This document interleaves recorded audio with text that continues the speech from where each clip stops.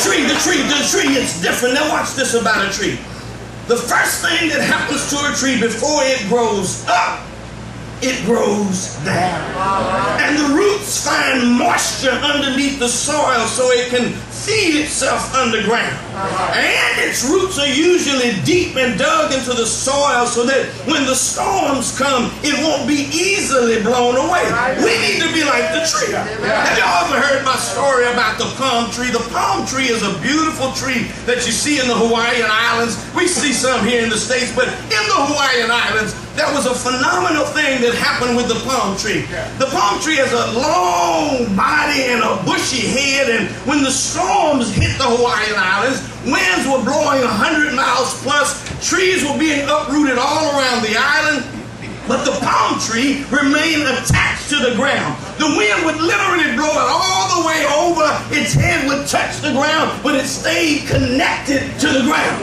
It was phenomenal. So when the storm was over, they began to dig around the base of the tree. They dug deep into the earth to see what was holding it down. They found that the palm tree had long, deep roots in the earth. And they went out to the side. And Brother Evans, they wrapped their roots around other palm trees. And all around the island, palm trees had wrapped their roots around one another. And when the wind came blowing through, they held each other in the ground. You're missing your chance to shout tonight. God has fixed it so in the church that when you come into Christ Jesus, get rooted and grounded in the Word, you wrap your roots around other members in the church who are rooted and grounded. And when the storms of life come, then you can hold each other in the ground. You're not the only one that's lost a child. You're not the only one that's gone through a divorce. You're not the only one whose mother has died. There's somebody else in the church house. And when you get to the church house, find that person, wrap your roots around their roots. Can I preach it for him? My friends, we got to understand God has fixed it so that when you come into Christ Jesus, He has made provisions to hold you during the storm. And I'm going to tell you another thing. When somebody hurts in the church, everybody ought to hurt. Somebody's in sorrow, you ought to sorrow with them. Somebody rejoice with them. On my ranch at the house there, I was there, Brother Maxwell, one day, and I had a railroad tie in the ground. And I was trying my best to drive a nail into a 2x4 and connect it to that railroad tie.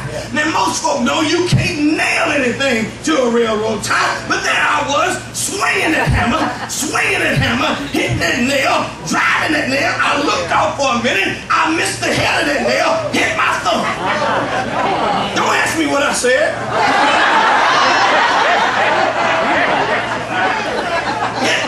Okay, I'll tell you. I said, ouch! But Kevin, I hit my thumb, and pain went up the left side of my arm, up to my brain, and said, hey, the thumb has been hit! And pain went down the left side of my body, all the way to my toes. My toes started wiggling and said, hey, the thumb has been hit! And pain was on its way back up to the brain, and then the knees said, well, send him over here. Let's see if we can't help him. But that wasn't working. So pain was on its way back up. The armpit said, send him over here. Let's see if we can't help him. But that wasn't working. And so pain was going back to the brain, and the mouth was good.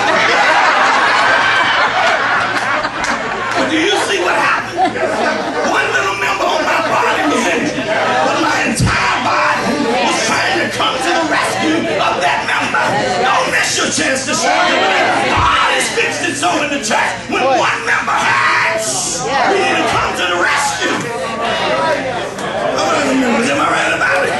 We need to be like the tree. Listen, church, storms are going to come. And I told you God allows storms to come so that your faith can be tested, so that you will trust in Him. And when you have trusted in Him and know nobody but Him has brought you through, you will go tell somebody. When you tell somebody, God gets the glory. That's what He wanted in the first place.